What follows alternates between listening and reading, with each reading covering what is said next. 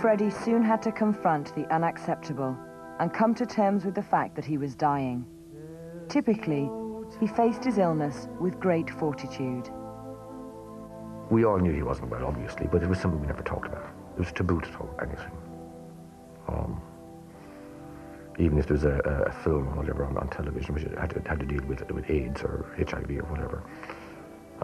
Freddie, of course, no. He basically, he didn't blank it out, I suppose. It's a bit like me in a way, you know. I know my health situation. But at the same time, I'm going to go on. It wasn't discussed. That was it, end of story. You know, it's like, I suppose, in a way, when he told the rest of the band that this is the situation. Right, now let's get on with our life. Don't talk about it anymore. In spite of his illness, the last year of Freddie's life was one of his most creative. He released 4 new singles and an album, which went to #1. He pushed himself to an incredible degree. He had to drink vodka to be able to withstand the pain of standing up in the recording studio to get into the songs, and wear several layers of clothes and still look skeletal on screen.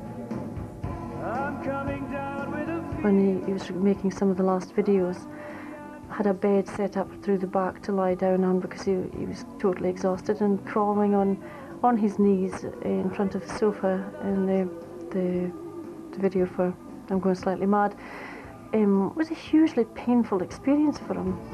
I'm going slightly mad. I didn't go through all the shoot of that. I think it was the last day I went to.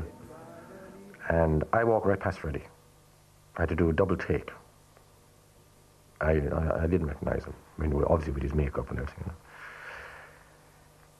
He had worked on the storyboard of that video, I think, for a few weeks before, you know. And every so often you would see him going over to the producer and director saying, "No, darling, this is the next scene."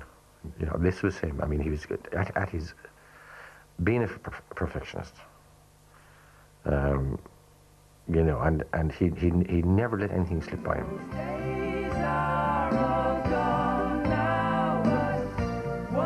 In 1991, Freddie made his last video, signing off with one last message to his fans.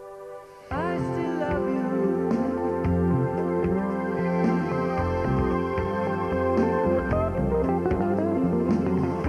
I still love you. What a beautiful way to say goodbye. I'm haunted every time I hear it because I know he means it. And now, the longer that he's been gone, it is his voice waving, blowing a kiss from 1991. He was superbly in control of his own illness. He didn't want other people to fret and worry about it. He didn't want to thrust it down people's throats.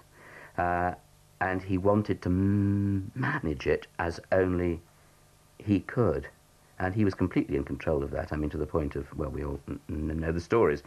You know, 2 weeks before he died, he said, "No more medication. No more medication." That's ultimate control. In life, Freddie Mercury said he didn't have any real friends. At his funeral, they had to employ extra security to keep them away. Dozens of floral tributes had been arriving all morning, amongst them one from David Bowie. "Will be missed," it said, echoing the sentiments of thousands of fans. In life so flamboyant, in death understated, his coffin borne into the chapel bearing a single red rose.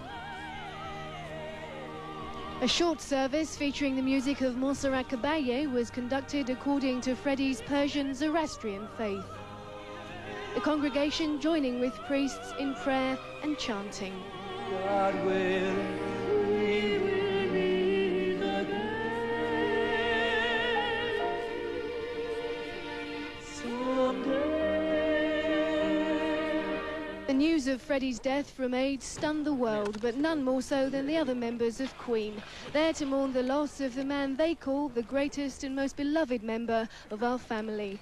They were joined by Elton John and close friend Mary Austin with Dave Clark, the man who witnessed Freddie, as he put it, going to sleep.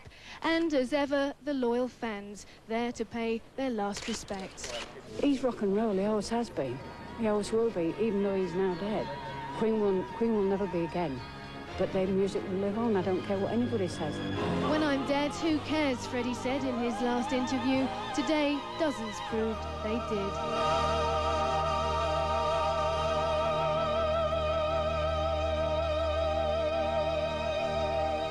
Fiona Phillips, Sky News.